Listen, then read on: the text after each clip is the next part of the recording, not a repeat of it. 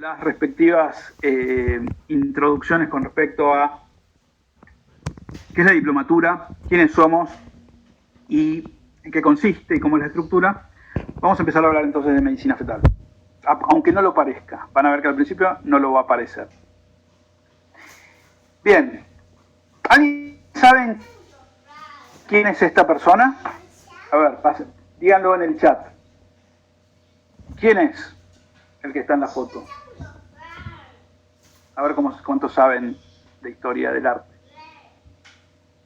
Bien, Leonardo da Vinci ya. Fernando dijo que es Leonardo da Vinci, Jennifer también, Agustina también. Bueno, muy bien. Bueno, sí, efectivamente. Es el Leonardo da Vinci, considerado por muchos como una de las personas más inteligentes que ha pisado la Tierra, probablemente compartido con otros como Isaac Newton, Albert Einstein, Stephen Hawking, ¿sí? Leonardo da Vinci es conocido habitualmente como un pintor, ¿sí? O sea, de hecho, pintó el cuadro más famoso que existe, que es la Mona Lisa, la Gioconda. Pintó el fresco más famoso que existe, la Última Cena, ¿sí? Y algunos otros cuadros como la Virgen de las Rocas, la Dama del Armiño, ¿sí?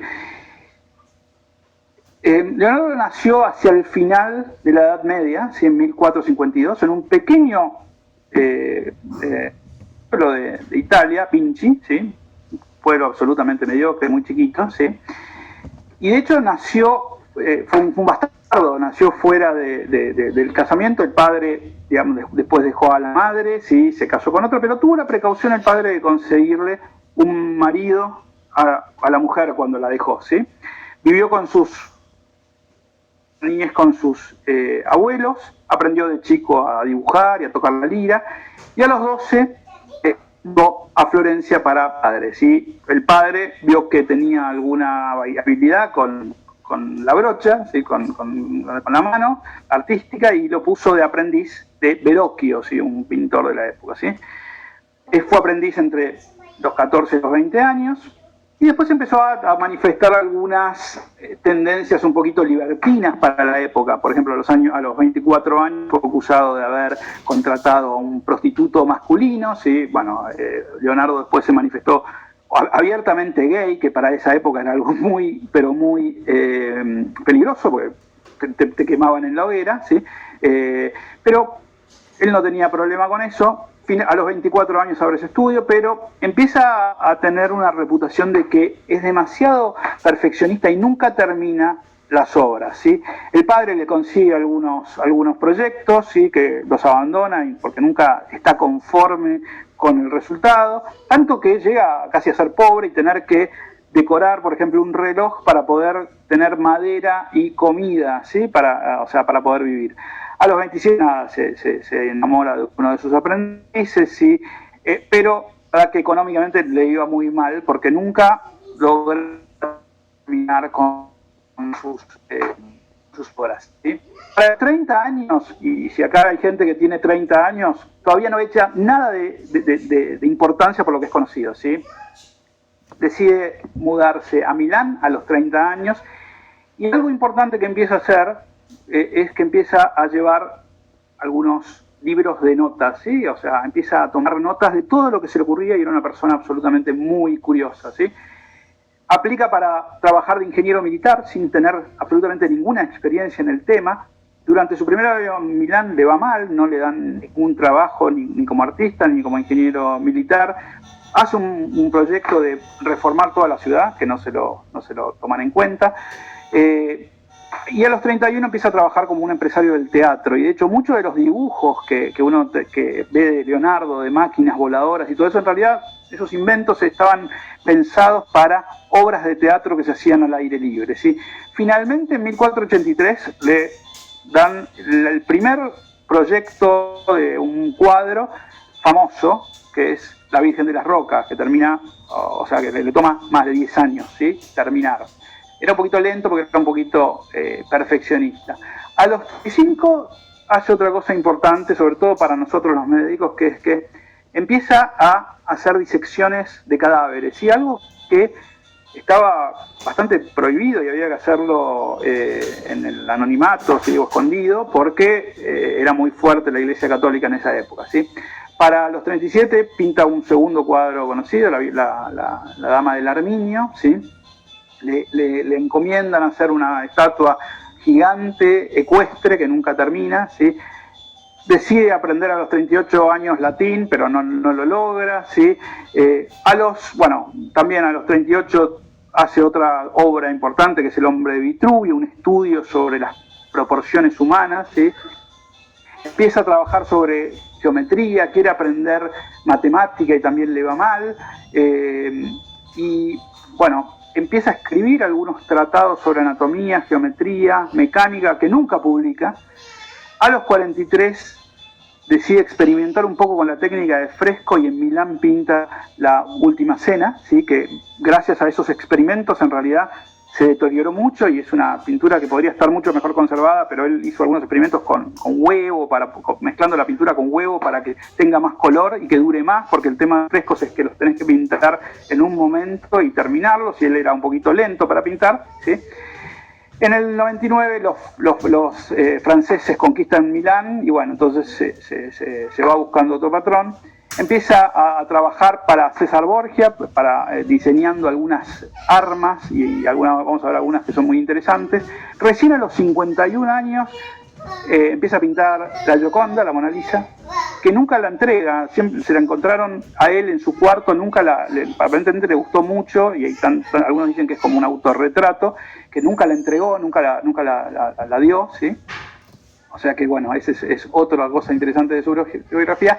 A los 56 años conoce a un hombre de 100 años que se muere pronto y se hace amigo de ese hombre y le pide si le puede hacer la autopsia, y salen muchos dibujos interesantes. Recién para cuando tiene 63 años consigue a su patrón ideal, el rey de Francia, que dice, mira, yo te pago, no importa si trabajás o no, pero bueno, no le quedaba mucho de vida, ¿sí? Ya para los 66 años en Francia escribe su última nota en su notebook, que dice, la sopa se está poniendo un poco fría, y muere el 2 de mayo de 1519, ¿sí? Esto es, bueno, otro de los cuadros, y esas son las disecciones de El hombre viejo. Bueno, Leonardo, la verdad que abarcó casi todas las áreas del conocimiento humano, ¿sí? Fue inventor, ¿sí? Un estudioso de la perspectiva y de la óptica, fíjense, fue arquitecto, hizo algunas innovaciones militares, a pesar de no tener formación en eso. Fue el primero en pensar en la ametralladora, ¿sí? 500 años antes de que se invente, ¿sí? También pensó en algo parecido a un tanque, 500 años antes de que a Churchill también se le ocurriera eso.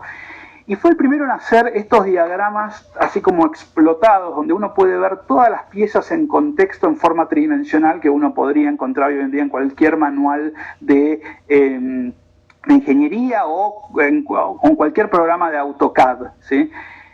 Inventó el paracaídas, pero nunca lo probó, afortunadamente, ¿sí? Pero bueno, siempre hay alguien lo suficientemente tonto para hacerlo, y este es Adrian el paracaídas de Leonardo realmente funcionaba, ¿sí? Entonces, vean acá cómo lo probó, ¿sí? Lo subieron a un globo a este señor que le gustan los deportes extremos y lo tiraron, ¿sí? Obviamente lo venían vigilando con algunos paracaídas y él tenía un paracaídas por las dudas, ¿sí? Y al final, bueno, terminó soltándose, pero bueno, funciona este paracaídas así piramidal de Leonardo, finalmente, que se le había ocurrido a Leonardo. Así que bueno, otra cosa interesante. Bueno, ya hablamos de las proporciones y del hombre de Vitruvio, y si hablamos de los avances médicos, realmente los códices de Leonardo son tratados de anatomía, no tienen nada que envidiarle a los que usábamos cuando estudiamos nosotros, como el Testú o el Latarjet, ¿sí? Y de hecho hizo algunos descubrimientos, lástima que nunca los publicó, ¿sí? Fíjense lo que son lo detallados que son la parte de los músculos, ¿sí? Las vértebras, usando el mismo método de colocar las cosas tridimensionalmente. Fue el primero que hizo cortes en distintos planos, por ejemplo, del cráneo, ¿sí? Y fue el primero en descubrir forma que tenían el sistema ventricular, ¿sí? Inyectó una sustancia en el sistema ventricular, hizo un molde y con eso descubrió, bueno, la forma que tenía el sistema ventricular humano, ¿sí? Y otro descubrimiento que hizo fue cómo funciona la válvula aórtica, que también 450 años después fue confirmada, ¿sí? Y se metió en el útero, ¿sí? Para meterse en el útero en esa época también había que ser bastante valiente, porque lo único que sabían del útero era a partir de, básicamente, abortos, ¿sí? Dibujó al feto in situ, y era una época donde, de hecho, se sabía tan poco del útero que se pensaba que el útero tenía 7 cámaras, ¿sí? Por alguna razón así, de los 7 círculos del infierno, en fin, el 7 era este número mágico, ¿sí? Y realmente, en la época de Leonardo, y hasta no mucho a tiempo, la obstetricia era realmente un misterio en el que los únicos que participaban un poco eran algunas mujeres, ¿sí? Las matronas colaboraban un poco con el proceso del nacimiento. De hecho, fíjense, acá tenemos grabados romanos, grabados egipcios, grabados aztecas, no, incas es sobre cómo era ese momento y la asistencia de ese único momento, el nacimiento, el parto, ¿sí? El primer ginecólogo, Solano de Efeso, describiendo en su primer tratado sobre ginecología, dijo que bueno, las parteras deberían ser idealmente robustas, de fuertes brazos, tener dedos largos y finos, con las uñas cortadas en sus extremos, tenían que ser cultas, tener buena memoria y ser capaces de impartir información y ser respetables, ¿sí? Y acá tenemos algunos de los dibujos de lo que sabían del útero, ¿sí? De hecho, después, bueno, empezaron a meterse los hombres en este santuario que era el momento del parto, pero siempre asistido por mujeres. Los médicos, fíjense que medio desde lejos mirábamos. Y tanto es así que a veces pasaban cosas que hoy en día podían ser consideradas como graciosas. ¿Sí? Por ejemplo, la historia de Mary Toft, la mujer que hace 290 años confundió a los médicos al dar a luz conejos, ¿sí? Era una mujer pobre que paría conejos a principios del siglo XVIII en Inglaterra. No es un cuento, sí, es una historia real, ¿sí?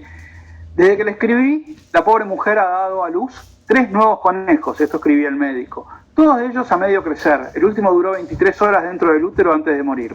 Si usted tiene alguna persona curiosa que quiera venir a verlo con sus propios ojos, parece que tiene otro en su útero, así que puede venir a sacárselo cuando quiera. Qué lástima que no tenían ecografía para documentarlo. No sé cuántos conejos le quedan adentro. Sí, este es el doctor Santandré, que vio nacer al 15º conejo y volvió el caso público. ¿Sí? Fíjense que bueno, no estaba muy contento con esto de que Mary Toft tuviera conejos. Finalmente, bueno, se supo que era una farsa. Mary lo que quería era un plan social, ¿sí? Quería que el rey le diera, Jorge I le concediera una pensión, y con esto inventó esta farsa de que paría conejos. Y llegamos al siglo XX y no sabíamos mucho más, ¿sí? Pero pasamos de los conejos a las ranas, ¿sí? Por un también accidente, un científico británico en 1930 que se le ocurría inyectarle fluidos a distintos animales. Este zoólogo le inyectó orina de una mujer embarazada a una rana africana, ¿sí? A una rana de novio que cuando hacía eso, las ranas desovaban, ¿sí? Y esto se convirtió en lo mejor que teníamos para hacer un diagnóstico temprano de embarazo, y entonces los laboratorios, en vez de tener tubos de ensayo, tenían también ranas y conservaban ranas para poder hacer diagnósticos, sobre todo de urgencia, si no era para todo el mundo. Después empezó a ser un poquito más popular, ¿sí? A partir de los años 70, como ustedes saben, la llegada de los primeros kits para poder hacer en casa, ¿sí? Inmunológicos, las ranas finalmente fueron dejadas en paz. Entonces, ¿qué sabíamos para los años 70 del embarazo? Bueno, sabíamos que si los papás se querían mucho, ¿sí? La señora se quedaba embarazada, y hacia el final de esas 9 lunas empezaba a quejarse bastante y nacía un bebé. Pero lo que pasaba en el medio era bastante una caja negra, ¿sí? Bueno, algunas cosas en realidad, como dijimos, sabíamos, ¿sí? Algunos habían dicho, como Hartzocker, que el espermatozoide venía con el fetito metido, ¿sí? El homúnculo, y después comía la sangre menstrual y con eso empezaba a crecer y desarrollarse. Si las cosas fallaban, teníamos acceso a algunos de estos etapas del embarazo, pero en general la etapa fetal, la etapa embrionaria no se sabía mucho.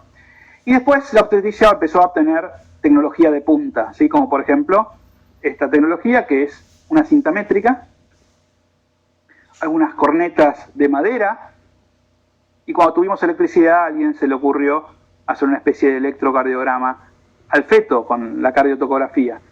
Y después, desde el punto de vista de lo químico, asumimos que con una sola molécula, con el estriol, íbamos a poder entender todo el embarazo. Pero en realidad el embarazo no importaba mucho. Lo que importaba era, como dijimos, un momento, el parto. ¿Sí? Ahí aparecía un personaje bastante carismático y hábil con las manos, que era el obstetra o la obstetra, capaz de manejar algunos instrumentos que podían salir de cualquier libro de la Inquisición española y solucionar ese problema que era que nazca el bebé en buenas condiciones. Es decir, que todo el proceso reproductivo estaba centrado en este momento, el parto. Ahí era donde realmente accionaba la medicina, ¿sí? Pero en el siglo XX, en paralelo, pasaron algunas otras cosas. A ver, para los que respondieron que quién era el otro personaje, ¿quién es este personaje? A ver si alguien sabe.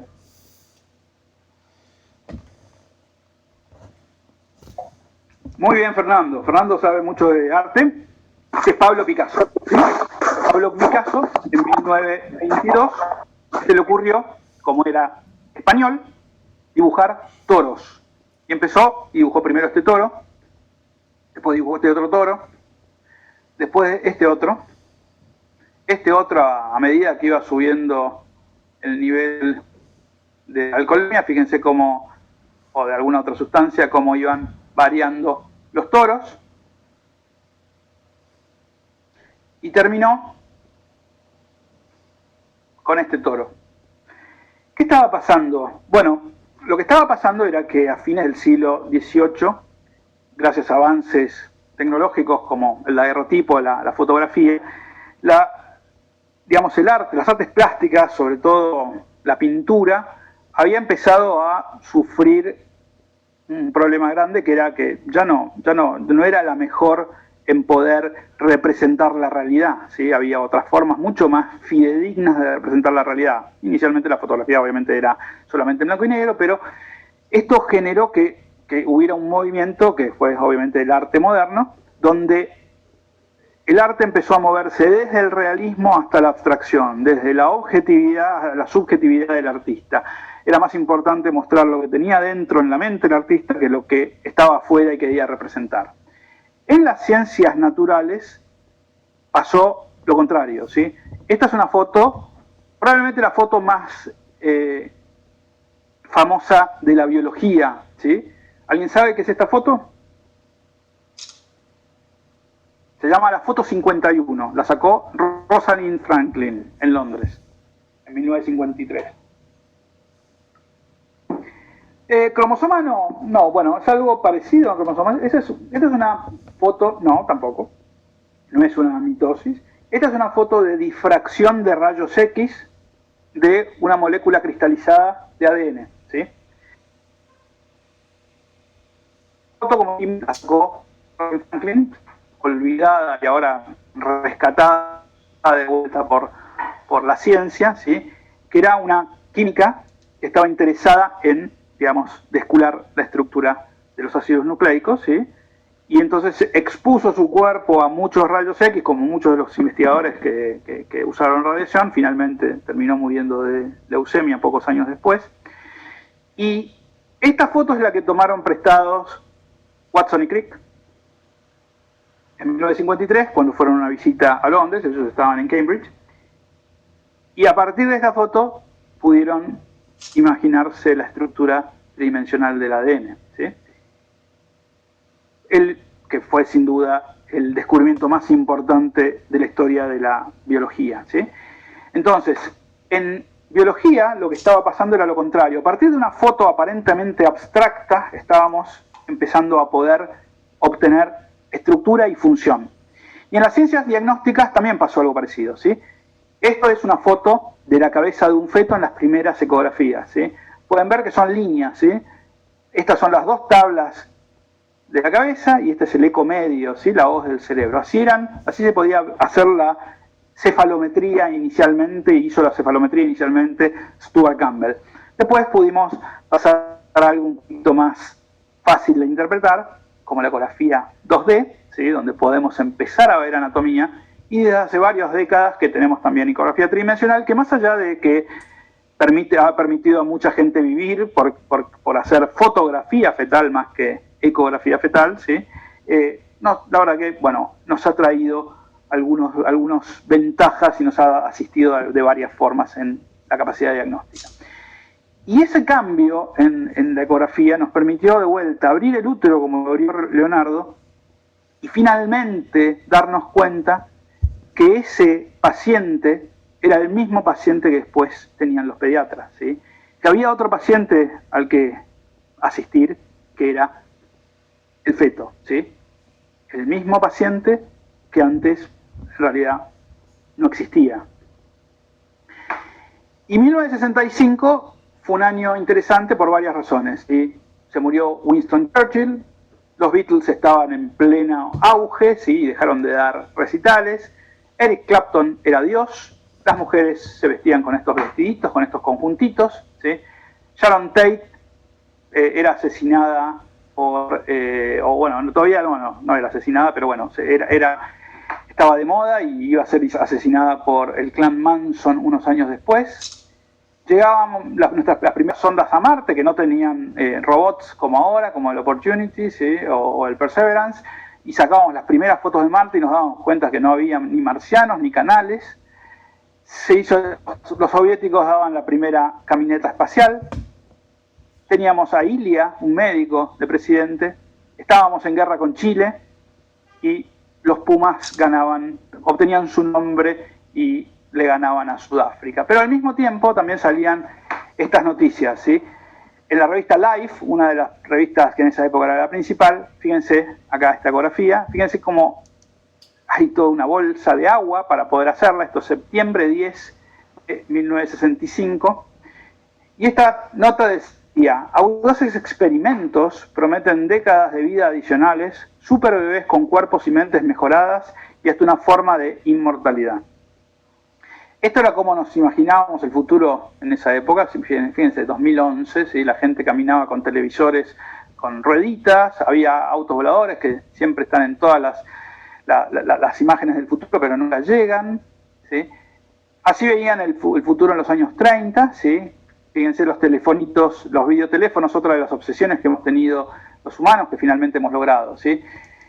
En esos años pensábamos que los cohetes iban a ser algo de todos los días y bueno, finalmente Elon Musk hace que los cohetes sean algo hoy en día de todos los días y los millonarios del mundo tienen enfocados sus millones de dólares en crear empresas espaciales y estamos en una etapa de oro, de vuelta del viaje espacial y pronto vamos a poder hacer viajes incluso de turismo espacial y si nos vamos a vivir a la Luna o a Marte, vamos a necesitar doctores, ¿sí? Médicos, o sea que acá hay ya libros de cómo convertirse en un doctor espacial.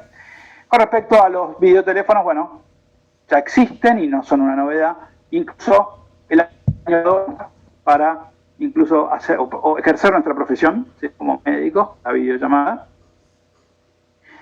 El correo aéreo, donde tenías un cartero que venía con un jetpack, bueno, en realidad no fue así, fue más bien con un dron, ¿sí? Fíjense, Amazon te llega las cosas en una hora en Estados Unidos con un dron, y esos mismos drones van a permitir que te llegue por ahí un desfibrilador si te estás muriendo, ¿sí?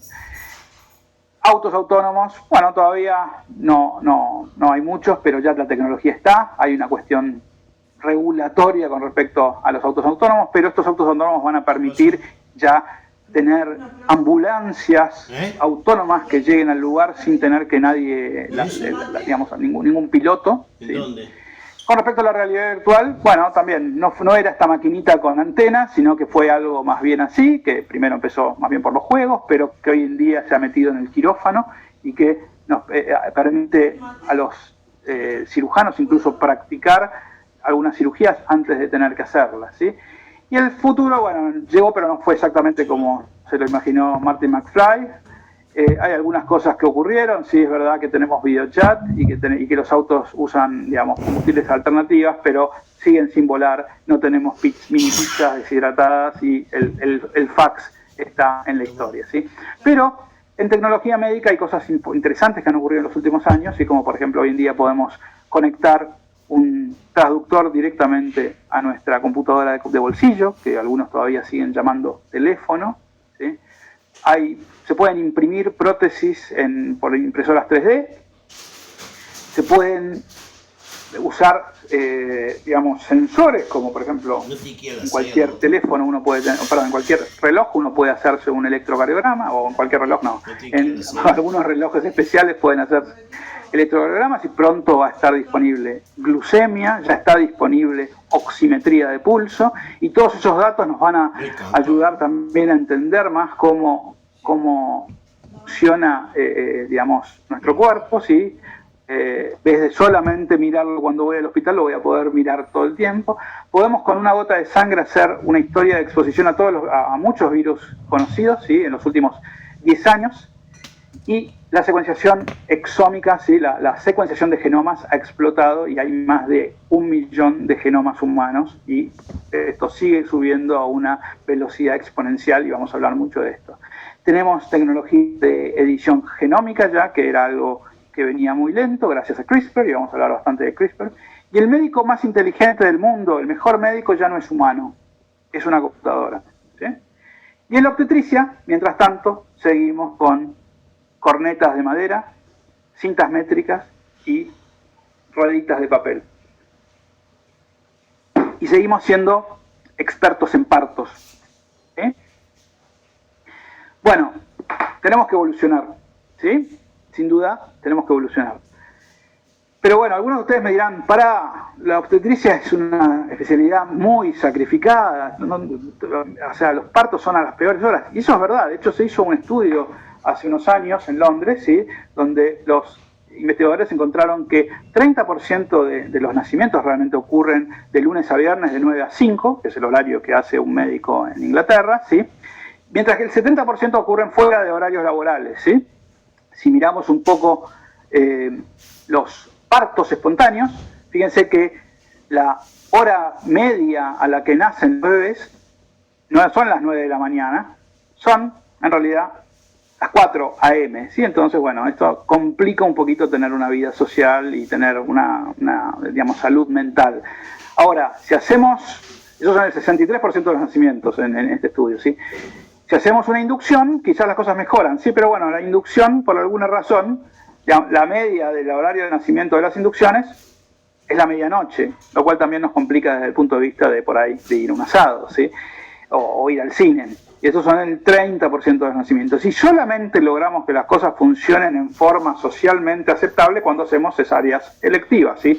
Fíjense que no es casual que las cesáreas electivas, que son el 10% de los nacimientos en este estudio, son a las 10 a.m., ¿sí? Así que esto evidentemente tiene que ver con cómo es la práctica de la obstetricia. Y muchas prácticas obstétricas tradicionales que hemos usado durante muchos años, cada vez tienen menos lugar porque vamos dándonos cuenta de que no solo no son beneficiosas, sino que son perjudiciales. Por ejemplo, la maniobra de Christeller, ¿sí? Donde básicamente captamos fetos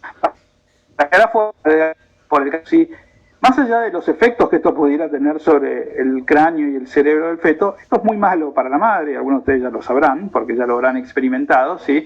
Porque es un riesgo significativo de avulsión del elevador del ano, ¿sí? Y bueno, estudios bien diseñados actuales nos demuestran de que muchas de las cosas que veníamos haciendo ya no deberíamos hacerlas más.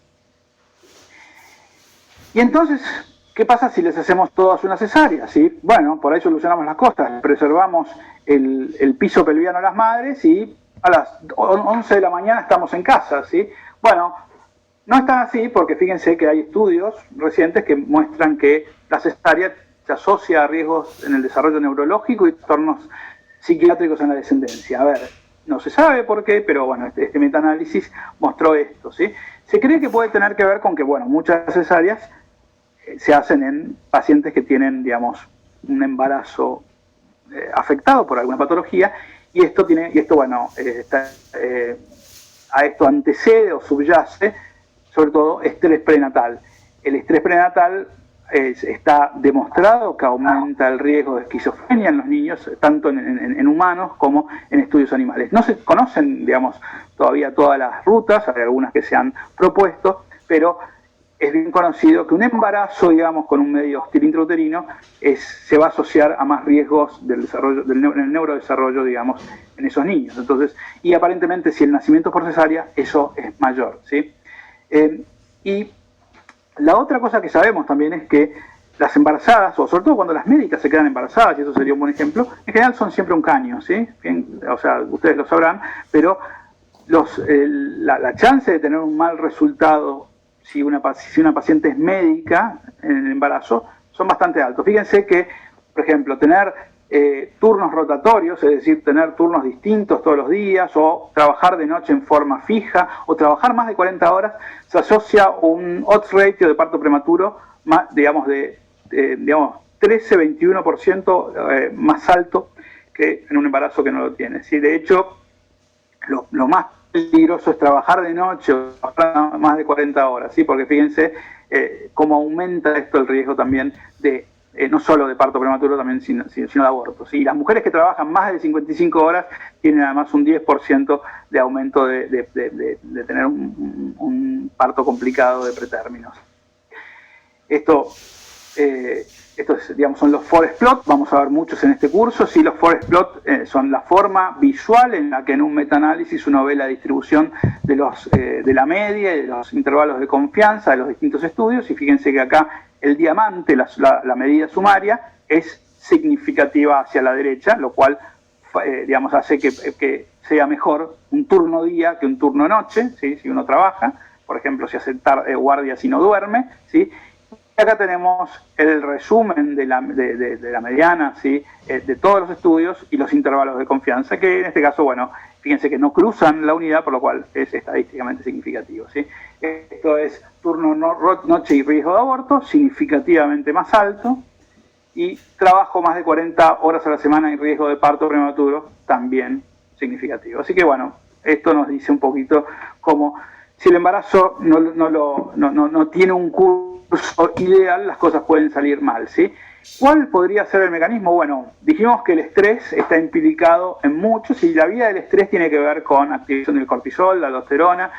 Está también implicada, sobre todo en esto de no dormir a la noche, la melatonina. La melatonina, digamos, la disminución de la melatonina se asocia a un aumento de las prostaglandinas, del óxido nítrico y de citoquinas proinflamatorias que llevan al parto prematuro, ¿sí? Y también, bueno, con respecto a trabajar muchas horas, esto también produce estrés, aumento del cortisol, baja la aldosterona y se afecta el crecimiento y la función placentaria, y aumentan las catecolaminas que también producen contractilidad. Así que estas son algunas vías de trabajo y de investigación con respecto a por qué los embarazos, digamos, o por qué no es buena idea trabajar 40 horas cuando uno está embarazada. Pero esto es embarazo, no es parto. Tenemos que evolucionar, ¿sí? Porque el centro de gravedad de la obstetricia hasta hace no mucho era el parto, ¿sí? Y, si quieren, el puerperio. En los últimos años, afortunadamente, se ha ido desplazando. En los años 70, con el advenimiento sobre todo de la ecografía, hemos empezado a poder meternos en el embarazo y evaluar el crecimiento fetal, si teníamos, digamos,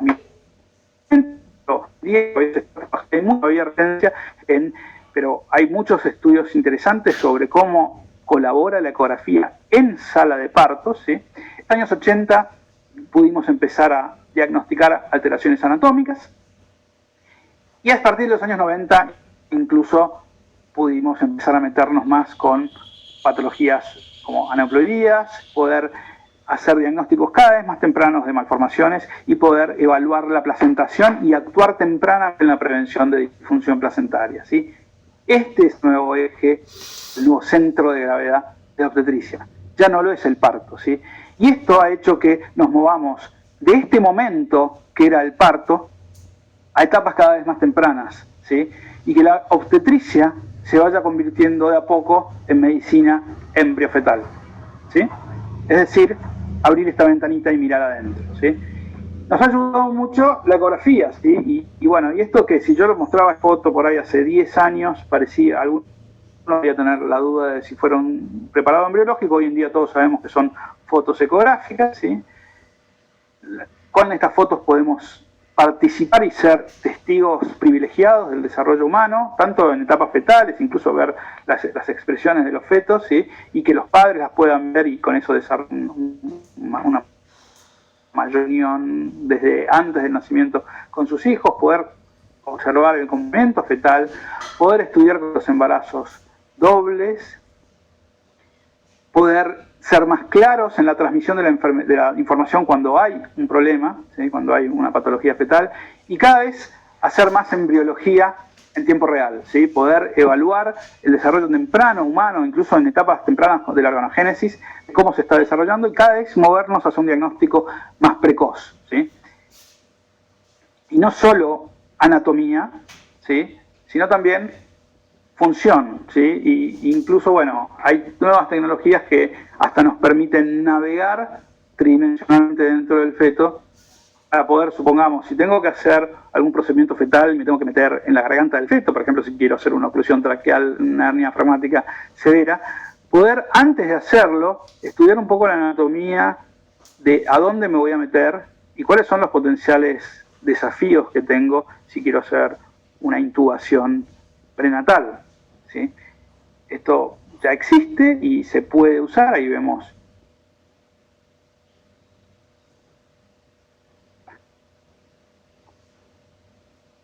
podemos reconstruir, acá fíjense cómo está desplazado el pulmón izquierdo, este es el estómago, ¿sí? Este es el hígado. Podemos también, bueno, navegarlo tridimensionalmente para poder hacer un estudio más en red de cuáles son, digamos, cuál es la situación topográfica, ¿sí?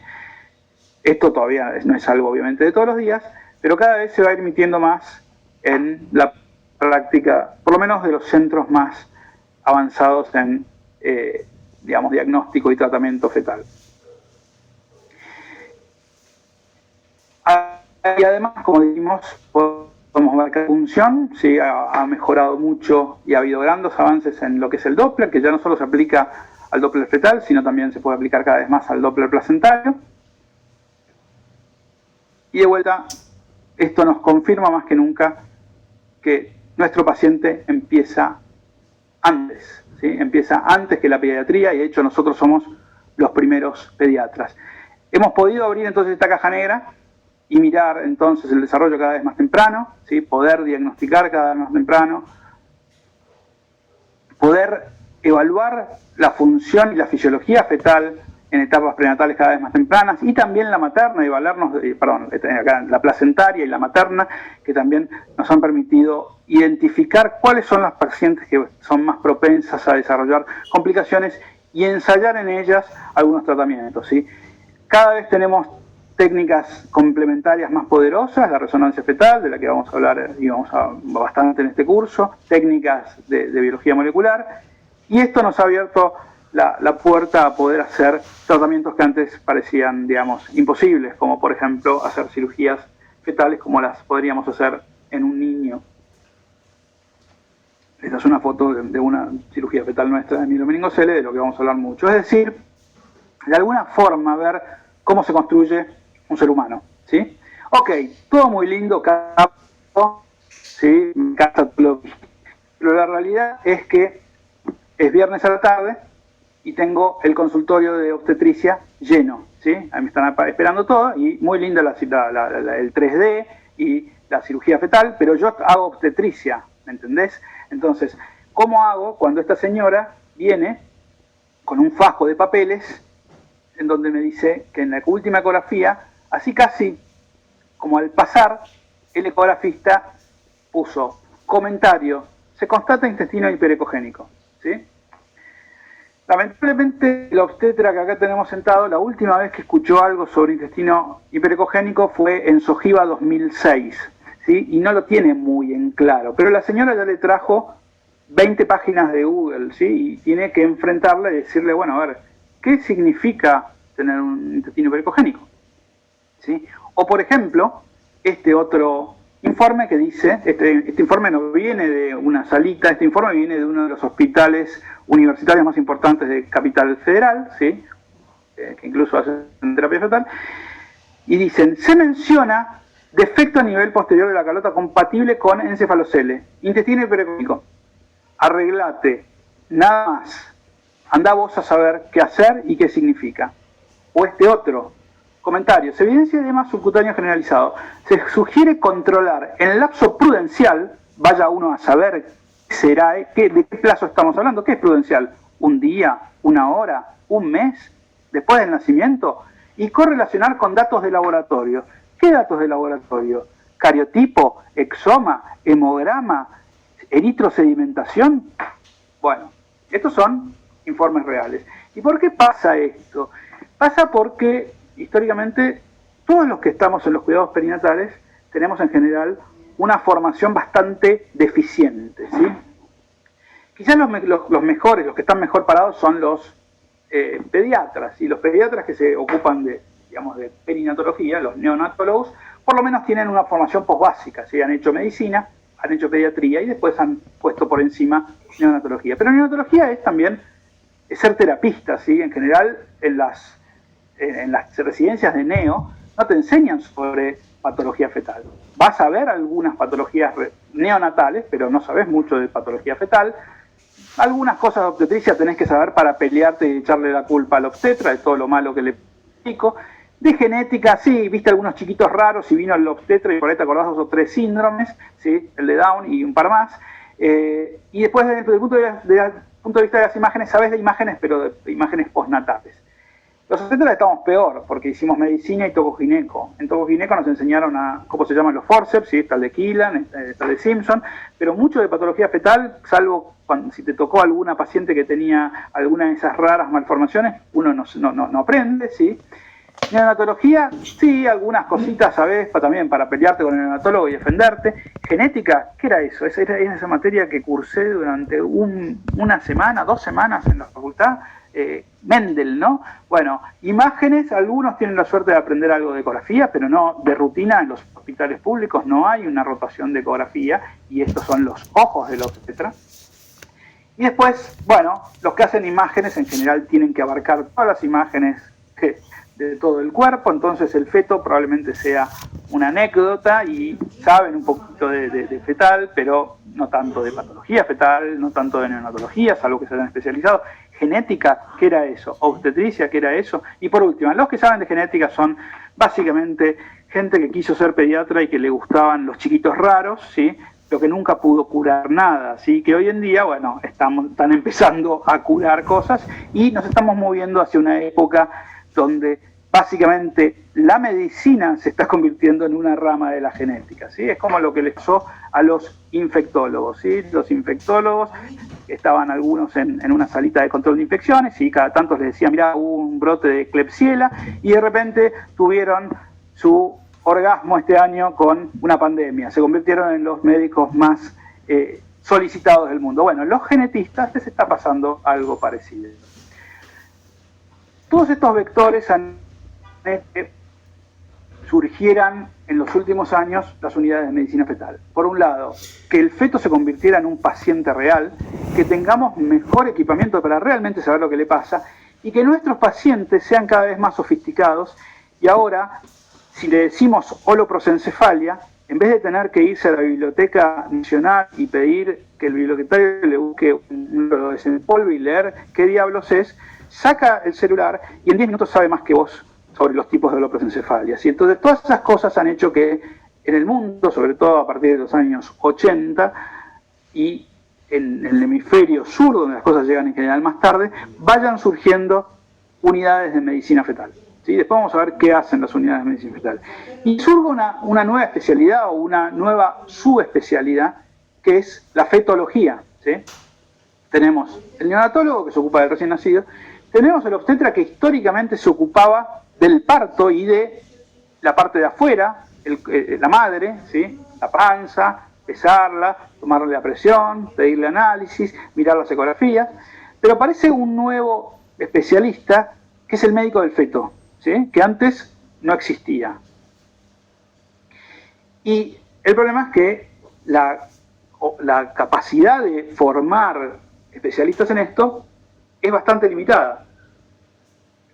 Hasta hace no mucho, en el año 2015, si miramos cuántos diplomados en medicina fetal por la Fetal Medicine Foundation había en Argentina, había solamente 8, ¿sí? Y 3 de ellos vivían en Argentina, ¿sí? En el 2019 subió a 9 y 7 vivían en Argentina.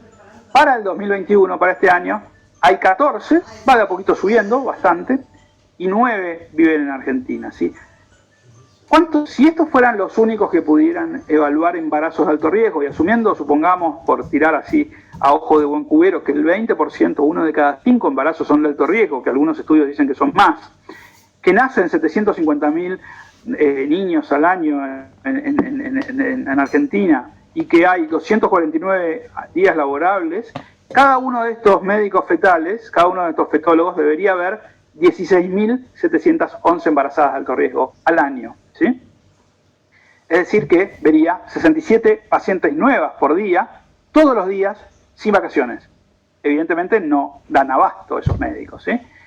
Por suerte, no es que cada año nacen más, sino que está bastante clavado en 750.000. Fíjense que hasta más o menos el 2013-2014 subió la tasa de natalidad en Argentina y está bastante planchada, ¿sí? Gracias sobre todo a que las mujeres cada vez deciden más cuándo tener sus hijos, ¿sí? Y si miramos un poco la genealogía de estas personas que han hecho una beca en Londres, ¿sí? Bueno, la primera fue Marisa Borenstein, que la empezó a hacer en el 2005 y se quedó en España, ¿sí? Trabaja en Málaga. Después yo coincidí con Marisa un año y yo hice mi fellowship entre 2006 y 2009, ¿sí? Y trabajo en la unidad de medicina fetal de la que soy el jefe de esta. Después lo hizo Rita Sarkis, vino a trabajar con nosotros y después se volvió de vuelta a Londres, o sea que no contamos con ella. Giselle Toussaint hizo después y trabaja acá, Mariana Fernández trabaja en el Británico, en fin, Ana Mejía, Sabino trabaja en Córdoba, en fin, por suerte ha habido casi año a año distintos profesionales de Argentina que han ido a Londres a formarse, ¿sí? Pero bueno, no alcanza con esto, hay que formar más gente y no todo el mundo se puede ir a Londres, ¿sí? Y todavía hay 2 que, bueno, que no han terminado y no sabemos si volverán. Pero volvamos a nuestro consultorio porque la señora todavía está esperando que le demos una respuesta, ¿sí? Y ya se está empezando a enojar. ¿Qué le decimos con respecto al intestino hiperecogénico? Bueno, lo mínimo que deberíamos pensar con respecto al intestino hiperecogénico es que muchas veces, la mayoría de las veces, es un hallazgo que carece de importancia clínica, puede ser un hallazgo en un bebé absolutamente sano. Pero también tengo que tener en cuenta que es un marcador de trisomía 21. Entonces, esto se lo tengo que decir a la señora y ofrecerle estudios para ver a ver si esto es realmente un signo de trisomía 21.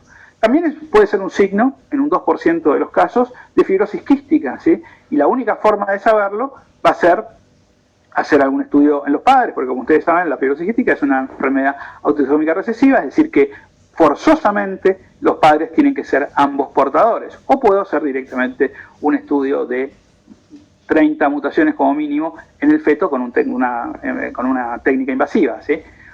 Podría ser que en realidad lo que le esté pasando al bebé es tener una infección, ¿sí? Entonces una infección congénita puede dar intestino hiperecogénico. Puede ser que nada de eso sea la explicación y que en realidad haya habido un sangrado intramniótico y el bebé haya tragado un poquito de sangre. Tendría un poquito más de detalle a ver si hay signos de sangrado intramniótico. O podría ser que en realidad nada de lo anterior es cierto y el bebé es su placentaria y está redistribuyendo flujo para poder, digamos, favorecer la oxigenación cerebral y coronaria, ¿sí? Y en realidad el intestino está hiperecogénico porque está un poquito isquémico, ¿sí? Todas estas cosas debería, como mínimo, pensar. ¿Y qué uno debería haber sido idealmente ese informe si en vez de haberlo hecho un ecografista, lo hubiera hecho un fetólogo? Bueno, entonces, un fetólogo debería haber escrito un poquito más de cosas, ¿sí? Y debería haber dicho también a la paciente algunas cosas más. Por ejemplo, un fetólogo, si trabajara en nuestra unidad, hubiera escrito esto. La exploración revela la presencia de un intestino hiperecogénico moderado aislado. Bueno, ahí ya, con esa frase ya hay más información. El intestino es hiperecogénico y es moderado, entonces ahí ya quiere decir que debe haber un intestino hiperecogénico leve, moderado o severo, y es aislado, es decir, que es el único hallazgo anatómico en ese feto. Para reforzar lo anterior, escribo, no se constatan otros defectos estructurales ni marcadores de cromosomopatías, es decir, a pesar de que este es un marcador de aneuploidías, no veo un segundo marcador de aneuploidías, y eso, como vamos a ver cuando hablemos de sonograma genético este mes, es relevante desde el punto de vista de cómo se traduce este hallazgo en cuanto al riesgo de una aneuploidía, ¿sí? El intestino no muestra signos ecográficos de dilatación. Ahí tengo más información. ¿Por qué? Porque el intestino podría estar hiperecogénico como primer signo de una obstrucción, una atresia, por ejemplo, duodeno, en realidad no duodeno, sino yeyuno ileal, ¿sí? Entonces ahí estoy diciendo que no veo dilatación intestinal. La biometría se acorda a la edad gestacional. Otra información clave, porque dijimos que uno de los diagnósticos diferenciales es restricción de crecimiento. Este bebé tiene peso adecuado para la gestacional. Y el líquido amniótico es normal, ¿sí? Esto me dice que por un lado el bebé está tragando bien y que por otro lado el bebé está orinando bien, ¿sí? Le he explicado a los padres, y eso está subrayado porque no alcanza con decir, hay que escribir lo que uno le dice a los padres, que la presencia de un intestino hiperecogénico puede ser una variante normal, como dijimos, pero también puede asociarse a enfermedades cromosómicas, como el síndrome de Down, y pongo numeritos, porque no es lo mismo de enumerar una lista de supermercado que decir, mira, bueno, esta es la probabilidad de cada una de las cosas que digo, para que la paciente y su pareja pueda poner en números realmente de qué riesgo estamos hablando y si se justifica o no alguno de los estudios que vamos a, a ofrecer, ¿sí? Síndrome de Down, el 6% de los casos. Enfermedades genéticas como la fibrosis quística, muy infrecuente, 2% de los casos. Infecciones congénitas también, infrecuentemente, 2% de los casos. Obstrucciones del tracto intestinal, así como redistribución de flujo o restricción de crecimiento fetal, 6%. Entonces, ya de por sí con este párrafo sabemos que si yo veo un intestino hipergénico, lo más probable es que sea una variante normal. Pero si es patología, las dos más frecuentes van a ser trisomía 21 y restricción de crecimiento, ¿sí? Otra posible causa es el sangrado intraamniótico, del cual no hay antecedentes, la paciente no refiere a haber tenido pérdidas, ni signos ecográficos, ¿sí? No hay signos actuales de abdominal ni de restricción de crecimiento. He ofrecido la opción de realizar una amniocentesis, ¿sí? Acá, bueno, esto estaba un poquito más agrandado, ¿sí? Esto es, bueno, es el tema de los diagnósticos diferenciales y el asesoramiento, y estos son los estudios complementarios. O sea, yo no soy un autómata que le voy a decir, señora, vaya a hablar con su obstetra. Yo soy médico y tengo que y se supone que conozco al feto mejor que nadie. Conozco al feto probablemente mejor que su obstetra, porque yo lo veo y el obstetra no, ¿sí? Entonces, tengo que decir, si yo pienso en estas enfermedades, tengo que proponer alguna forma para saber a ver cuál de ellas es. Entonces, dijimos, no hay signos de obstrucción intestinal ni de restricción de crecimiento.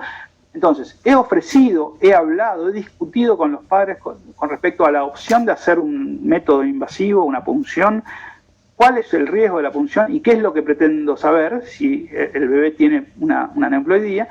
Hemos realizado una extracción de sangre materna. ¿Para qué voy a esperar a que la paciente vaya al obstetra, el obstetra pida el análisis de sangre? Ganemos tiempo. Pídanselo en el momento, y para el momento en que va al obstetra ya tiene el resultado, ¿sí? Porque acá lo que juega a favor nuestro es tener las cosas antes. Y también, en esa misma muestra de sangre se podría investigar portación de mutaciones más frecuentes de fibrosis quística. Y soy proactivo. Esta paciente tiene 20. No le han ofrecido una clave para una complicación que es mucho más frecuente que tener un intestino hiperecogénico, que es el parto prematuro, que ocurre en un 10% de los embarazos y es la primera causa de mortalidad infantil. Entonces, aprovecho y a la paciente le ofrezco en el momento una cervicometría y, ¡opa! ¡Qué sorpresa! El cuello es corto. Si no se lo hubiera hecho, probablemente la paciente habría tenido un parto prematuro y yo no hubiera podido hacer nada para reducir ese riesgo. Gracias a que tengo esa información proactiva con respecto a algo que es clave y que no estaba pedido, puedo instaurar un tratamiento, digamos, profiláctico, ¿sí? Que es progesterona vaginal, ¿sí? Que reduce un 50%, un 45% el riesgo de parto prematuro en pacientes con cervicometría debajo de 25 milímetros, ¿sí? Y lo último que debería decir el fetólogo es, bueno, ¿cuándo la tengo que ver de vuelta? ¿La tengo que ver mañana, la semana que viene, en un mes o nunca más? ¿Quién sabe mejor que el que vio al feto? Nadie, ¿sí? En general el fetólogo es el que sabe. Entonces, realizaremos un seguimiento ecográfico en 2 semanas y explico que para evaluar la apariencia del niño fetal, a ver si cambió, a ver si se dilató, así, a ver si es ser ecogénico, así como para revisar el crecimiento y el bienestar fetal, ¿sí? Entonces, lo que acaban de ver es cómo debería ser un informe de una cosa simple. No estamos hablando de un defecto de la migración neuronal fetal, no estamos hablando de un polimalformado, no estamos hablando de un síndrome, ¿sí? Acá estamos hablando de un signo ecográfico solamente. Imagínense entonces cómo de informativo debería ser en casos más complejos, ¿sí? Esto es útil, esto le ayuda a la paciente y le ayuda al obstetra, ¿sí? Lo otro, decir intestino pericónico solo, no ayuda a nadie y genera pánico, ¿sí? Esa es la diferencia entonces. Tener un informe estructurado, informativo, ¿sí? Que hacer una ecografía de 5 minutos. En nuestro centro, nuestros informes tienen esta estructura. Un encabezamiento, las mediciones y la anatomía, y las conclusiones a su vez tienen distintas partes. ¿Cuáles son los antecedentes y los estudios previos? Porque difícilmente puedo interpretar qué es lo que está pasando en el embarazo si no conozco a la paciente y en cuanto a lo que pasó en este embarazo y lo que pasó antes, cuál es su historia. ¿Cuáles son los hallazgos objetivos ecográficos? ¿Sí? ¿Cuál es la interpretación de esos hallazgos y qué es lo que le dije y cuál es el plan? ¿Sí? Entonces, veamos un informe nuestro. Este es el informe de hace unos años porque tiene el viejo logo, ¿sí? Entonces, acá están los datos personales.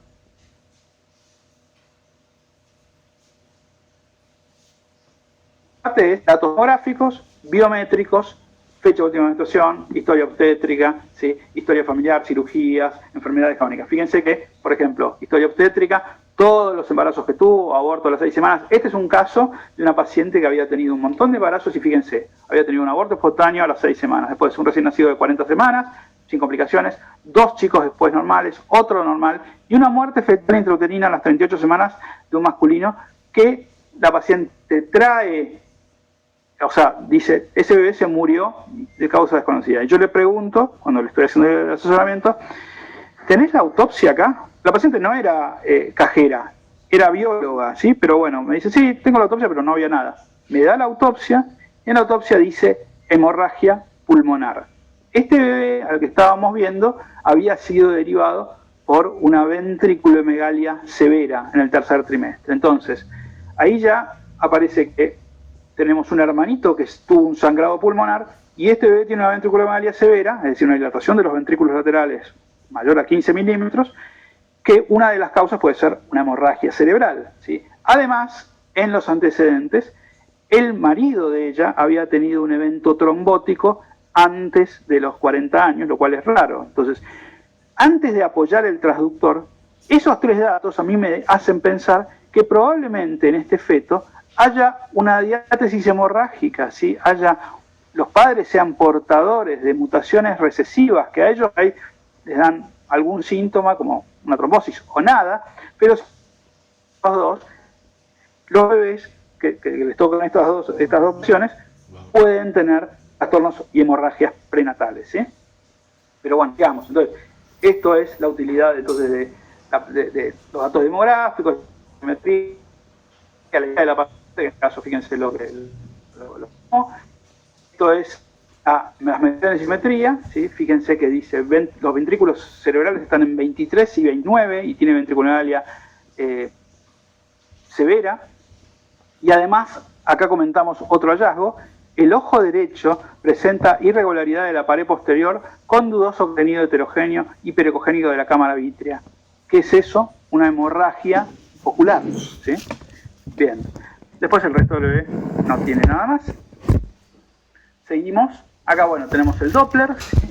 Y acá empiezan entonces las conclusiones. Y acá tenemos el Doppler completo, ¿sí? Más mediciones.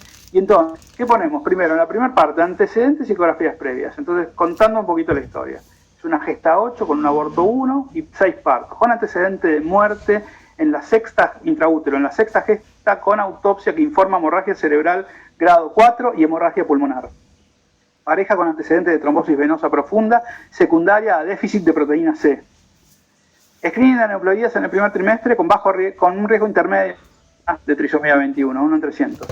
Screening simple de preeclampsia, simple significa sin bioquímica sérica, de preeclampsia precoz, negativo, bajo riesgo.